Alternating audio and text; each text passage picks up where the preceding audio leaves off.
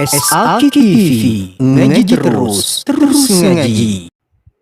Alhamdulillahilladzi an'amana bi ni'matil istiqlaliyah.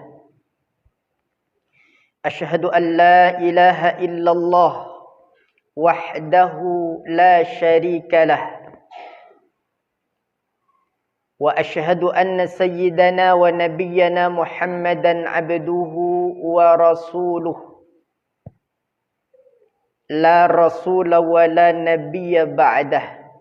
Allahumma fassalli wa sallim ala khairil bariyah sayyidina wa syafi'ina wa qurrati a'yunina wa maulana Muhammadin wa ala alihi wa ashabihi hum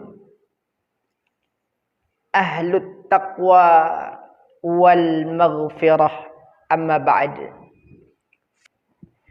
Alhamdulillah, Allah subhanahu wa ta'ala telah dan masih menganugerahkan untuk kita nikmat kemerdekaan.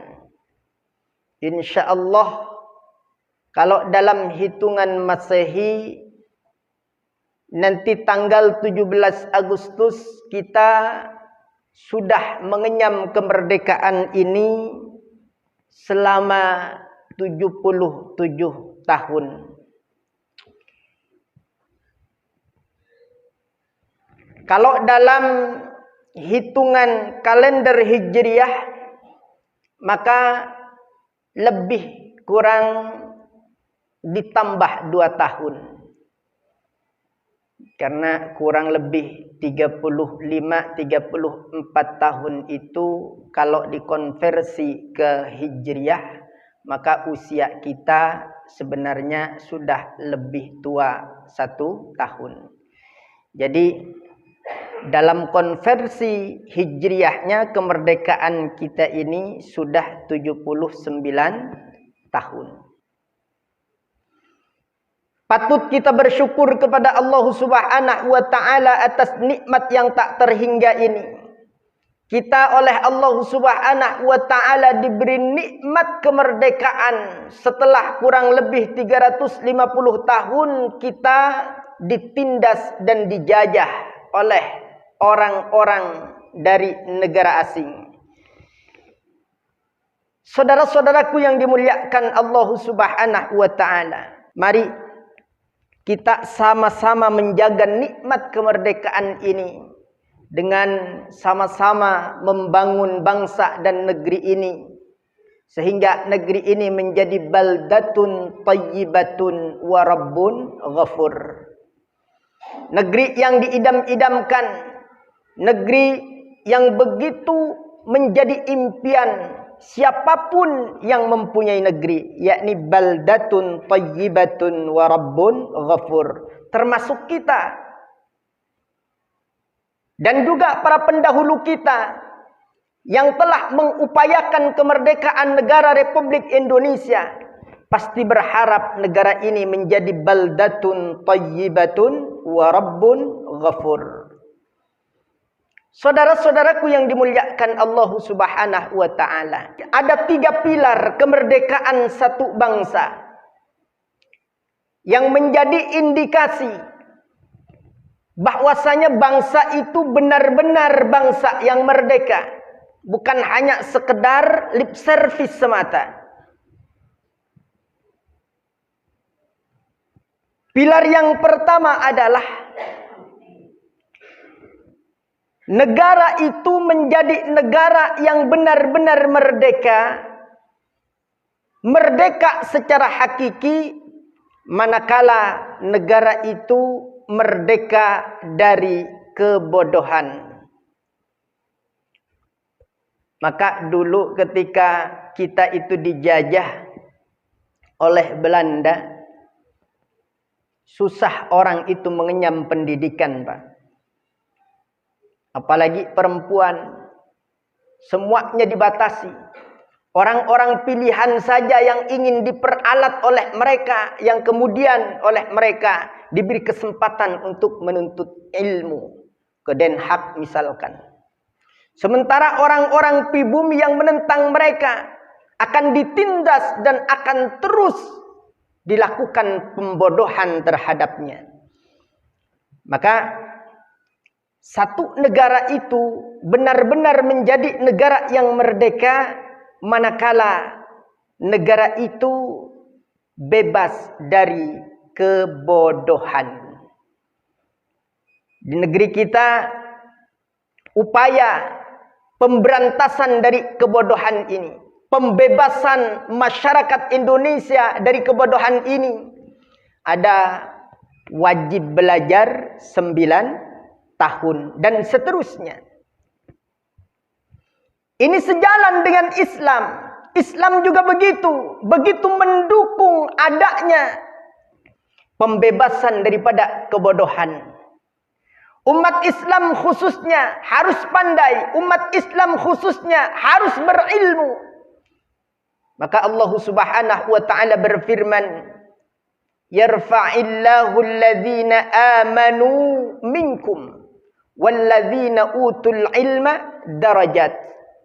Surah Al-Mujadilah ayat yang ke-11, Allah Subhanahu wa taala berpesan kepada kita seperti itu. Allah mengisyaratkan yarfa'illahu alladhina amanu. Maka Allah akan mengangkat derajat orang-orang yang beriman, walladzina utul ilmah, dan juga orang-orang yang mempunyai ilmu, yang diberi ilmu. Derajat, beberapa derajat dibandingkan yang tak beriman dan tak berilmu. Wallahu bima ta'amaluna khabir. Dan Allah Subhanahu wa ta'ala maha teliti, maha mengetahui dengan apa yang kalian perbuat. Rasul juga berpesan kepada kita tentang kewajiban menghilangkan kebodohan ini. Apa kata Rasulullah? Talabul ilmi faridatun ala kulli muslimin wa muslimatin. Menuntut ilmu itu merupakan kewajiban bagi tiap mukmin dan juga mukminah. Bagi umat Islam baik laki-laki ataupun perempuan menuntut ilmu dalam upaya menghilangkan diri kita, membebaskan diri kita dari kebodohan. Itu wajib hukumnya. Artinya sejalan saudara-saudaraku yang dimuliakan Allah. Pesan daripada Al-Quran ini dengan hakikat kemerdekaan dalam satu bangsa. Merdeka dari kebodohan. Kemudian yang kedua, satu bangsa itu benar-benar dianggap satu bangsa yang merdeka ketika merdeka dari kemiskinan dan pemiskinan. Ada kemiskinan, ada pemiskinan. Kalau kemiskinan, satu kondisi di mana masyarakatnya di bawah garis kemampuan rata-rata, sehingga tidak bisa berbuat banyak. Kalau pemiskinan itu lebih parah lagi. Manakala ada upaya-upaya melalui sistem-sistem yang tercipta agar orang itu tetap miskin selama-lamanya. Kalau masih ada yang seperti ini di negeri kita, maka hakikatnya bangsa kita ini belum merdeka sepenuhnya, belum bebas seutuhnya. Maka syaratnya Indonesia bisa merdeka secara hakiki kalau merdeka dari kemiskinan dan juga pemiskinan. Tentang miskin ini, perhatian Al-Quran begitu sangat banyak, saudaraku yang dimuliakan Allah. Dengan sigat jamaknya, masakin, 9 kali Allah sebutkan dalam Al-Quran. Dengan sigat mufradnya, dengan kata miskin, 6 kali kurang lebih Allah sebutkan di dalam Al-Quran. Salah satunya Allah berfirman Al-Baqarah 215. Yas'alunaka madza yunfikun. Mereka bertanya kepadamu wahai Nabi tentang apa yang mesti diinfakkan. Qul, jawablah wahai Nabi, ma anfaqtum min khair, apa yang kalian infakkan daripada kebaikan-kebaikan, falil walidain, maka utamakan yang pertama orang tua terlebih dahulu. Jangan sampai orang tuanya sengsara sementara anaknya kaya raya. Falil walidain, perhatikan orang tua kita terlebih dahulu karena dialah yang terdekat dengan kita. Jangan sampai kita ini makan dengan enaknya sementara orang tua kita kelaparan. Wal aqrabin, setelah itu mengarah ke garis yang lebih luas lagi, ke garis yang lebih luar lagi dari orang tua kita, yakni sanak saudara kita. Wal aqrabin, wal yatama, perhatikan juga anak-anak yatim yang butuh dengan uluran kasih sayang kita. Wal masakin, dan juga perhatikan itu orang-orang miskin, kata Allah Subhanahu wa taala. Kemudian dalam sigat mufradnya, salah satunya Allah Subhanahu wa taala berfirman, wa atidhal qurba haqqahu wal miskin wa banas sabil wa la tubadzir tabdzira. Surah Al-Isra ayat yang ke-26. Wa atidhal qurba haqqahu, dan berikanlah kepada sanak saudara kita itu yang mempunyai hubungan dekat dengan kita, haqqahu, haknya. Jangan sampai kita kurangi, jangan sampai kita zalimi. Wal miskin, dan juga orang miskin. Wa banis sabil, dan juga ibnu sabil. Wala tubadzir tabdzira, jangan kalian atau janganlah engkau menghamburkan harta kalian itu kepada sesuatu yang tak berguna. Innal mubadzirin kanu ikhwanas syayatin, karena orang yang termasuk mubadzirin, yang menghambur-hamburkan hartanya, termasuk ikhwanas syayatin, saudara daripada setan. Kemudian pilar yang ketiga adalah satu bangsa itu dikatakan merdeka manakala terbebas, merdeka dari ketidakadilan. Merdeka dari ketidakadilan. Maka kita patut bersyukur, saudaraku yang dimuliakan Allah, apa yang dilakukan oleh Polri dalam kasus yang sedang heboh itu, kasus FS dan juga kasus Brigadir J itu.